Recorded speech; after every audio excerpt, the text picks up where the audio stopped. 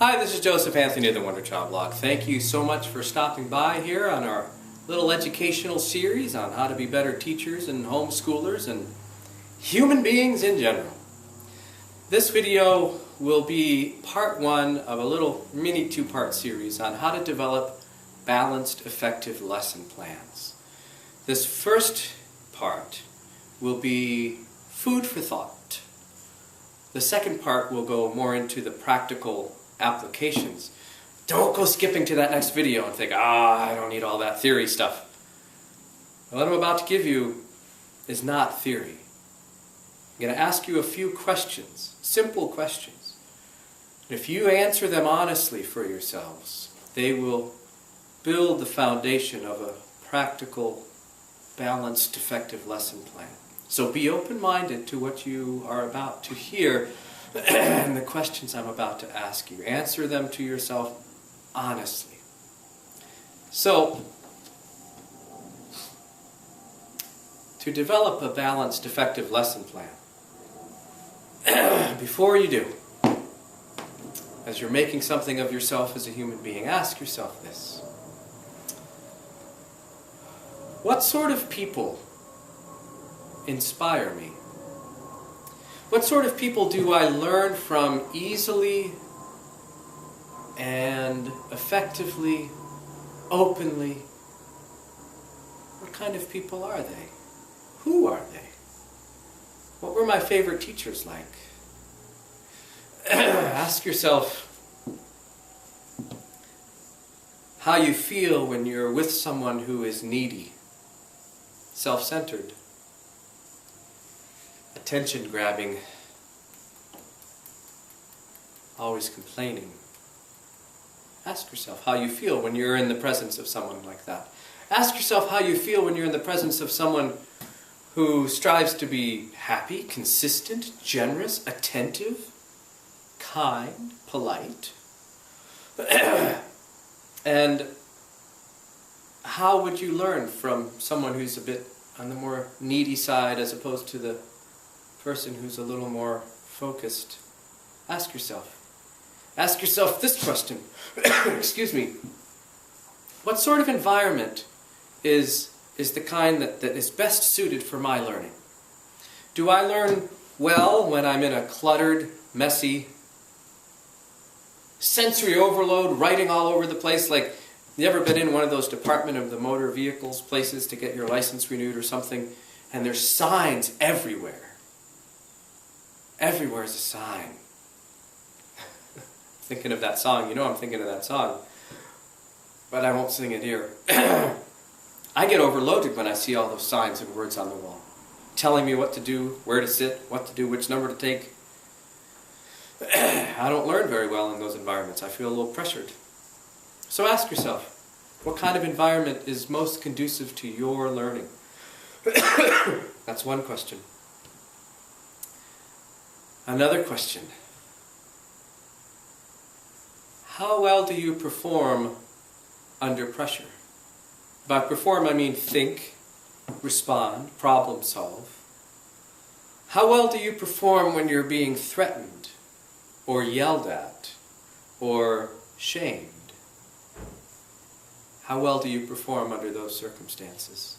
How well do you think you would learn under those circumstances? How well do you perform when you're feeling rushed, overwhelmed? Or like someone's giving you too much information? Ask yourself, how do you feel when you're truly seen, understood, and heard? How do you feel when you know you're loved and cared for? How do you feel when you know someone's in your corner cheering for you? Ask yourself, what times in your life do you breathe easiest? I know for me, when I'm in the presence of a good storyteller, and they're telling me a story, no matter what kind, happy, sad, funny, I just find myself breathing in a relaxed way. Not drooling in front of the TV kind of breathing, but calm. My mind opens, my heart opens when I'm in the presence of a good storyteller. I breathe easy myself when I'm outside in nature, in beauty, when I don't feel rushed. I breathe easy when I go for a little walk out in the woods. There's always this moment when I go, ah, wow, this is beautiful. So when do you breathe easiest? How do you feel and how do you breathe after you've done very satisfying, fun, pleasurable, physical experiences and activities, whatever they are? How do you feel after you've exercised or gone on a hike or cuddled? How do you breathe then? How do you think then? Think of those things as you are trying to develop your lesson plans. Another question is, how do I feel when I'm creating, drawing, painting, dancing, singing? How do I feel, even as an adult, how do I feel when I'm given an opportunity to play, to be playful? How does that make me feel? If you will seriously and honestly consider these questions and go back through the video, stop it and go back, and answer these questions, write them down, put them in a journal, they will provide the basis for how you can create an effective, balanced lesson plan. And before we get to the second video, I want to leave you with one last thought.